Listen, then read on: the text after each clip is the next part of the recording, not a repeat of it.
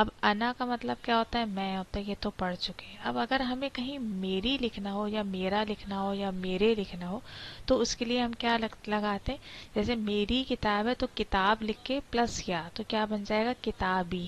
تو میرے، میری، میرے کے لیے کیا لگاتے ہیں؟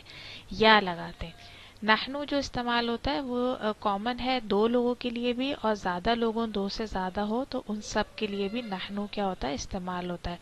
نحنو اگر ہم کہیں کہ ہم دونوں مسلمان ہیں تو بھی استعمال ہوگا نحنو، اور کہیں ہم سب مسلمان ہیں تو بھی استعمال ہوگا نحنو، ٹھیک ہے۔ اب ہمارا اور ہماری، ہمارے لیے کے لیے کون سی ضمیر متصل استعمال ہوتی ہے؟ نا، نون الف زبر نا۔ جیسے کہ ہم انگلش میں کہتے ہیں انا کو انگلش میں کیا کہتے ہیں؟ مائی کہتے ہیں، اور میرے کو انگلش میں کیا کہتے ہیں؟ آر کہتے ہیں۔ تو دونوں میں فرق ہے نا۔ تو ہمارا، ہماری، ہمارے کے لیے نا استعمال ہوتا ہے، ٹھیک ہے، اور اس کو کیا کہتے ہیں؟ مائے، یعنی میرے کے لیے کیا استعمال ہوتا ہے؟ مائے، اور انا کے لیے کیا استعمال ہوتا ہے؟ I am. تو آئی ایم کے لیے ہم کیا لکھیں گے کہ آئی ایم اے مسلم، انا مسلمن۔ اگر مؤنث ہوگی تو وہ کیا کہے گی؟ انا مسلمتن۔ اور میرا دین اسلام ہے تو دینی الاسلام، ٹھیک ہے۔ نحنو، نحنو ہم دونوں کے لیے استعمال ہوتا ہے، اور ہمارا اگر دو لوگ ہوں تو بھی نون الف زبر نا استعمال ہوتا ہے۔ ہماری کتاب، کتابنا، اور بہت سارے اسٹوڈینٹس ہیں وہ سب کہہ رہے ہیں کہ ہماری کتاب، تو اس میں بھی نا ہی استعمال ہوگا۔ بہت ہی سمپل اور ایزی ہے۔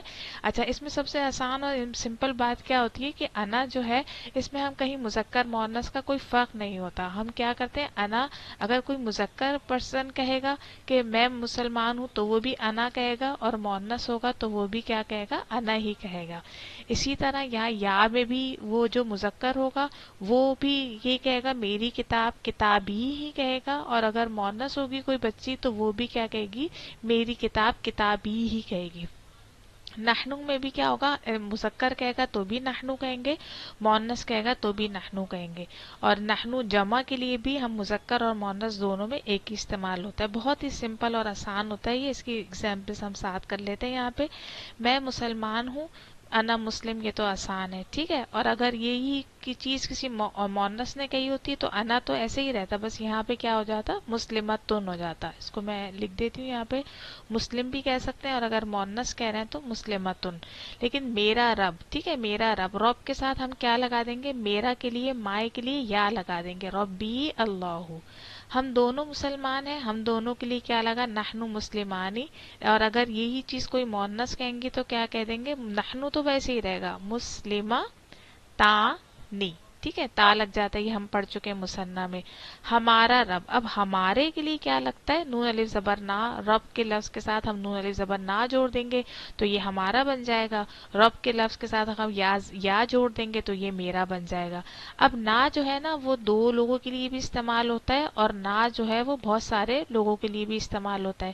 جیسے ہم سب مسلمان ہیں، اگر یہ بات بہت سارے مسلمان مرد کہیں گے تو ہم کہیں گے نحنو مسلمون، جمع مذکر لے آئیں گے۔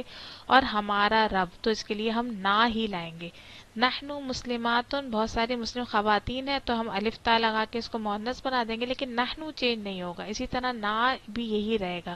تو دیکھیں نا جو ہے وہ دو لوگوں کے لیے استعمال ہوتا ہے، چاہے وہ دونوں مذکر ہوں یا مؤنث ہوں، اور نا جو ہے وہ جمع کے لیے بھی استعمال ہوتا ہے، چاہے وہ جمع مذکر ہوں یا مؤنث ہوں۔ تو یہ متکلم کے ہمارے پاس کیا ہوتے ہیں اس میں؟